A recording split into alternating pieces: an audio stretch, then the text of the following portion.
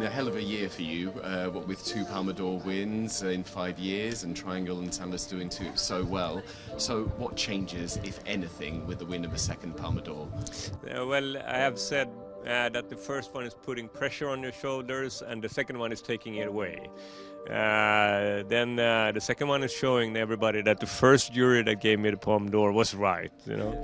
So, but it is actually like that a little bit when you made the first one or you won the first one. Then everybody just expecting you to be in competition again with Triangle Sadness. So it was a pressure in order to make it into competition. And when we made it into competition in Cannes, then I felt, okay, my work is done.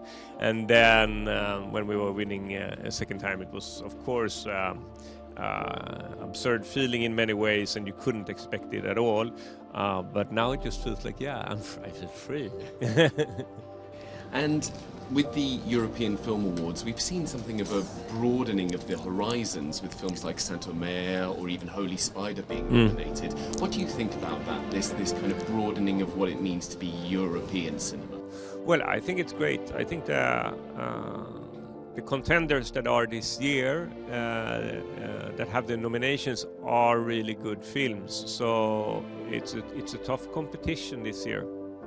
And there's many of the other films that I really think is good.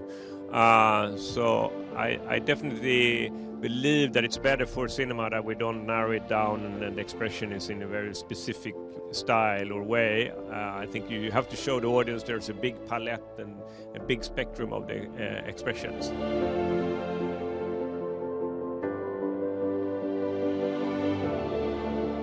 Charlby was definitely one of the team players. She was not like a diva at all.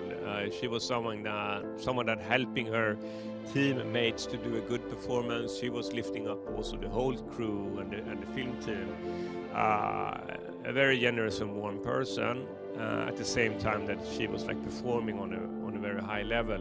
It's just a tragedy, and I really hope that people will look on her performance and try to pay respect to her legacy, because she's definitely worth that. And finally, your next film, if I'm not mistaken, is called The Entertainment System is Dead. Yes. So, can you tell me a little bit more about it? I know it takes place on a flight. Yeah.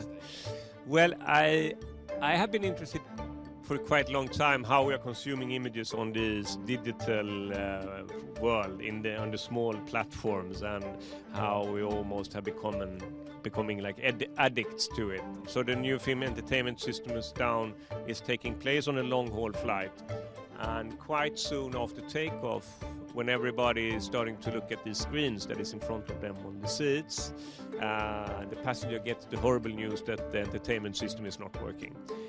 So we have modern human beings doomed to a 15-hour-long flight when the iPhones and iPads are charging out, and analog boredom, and they have to socially interact like in the old times. You know, it's madness, exactly.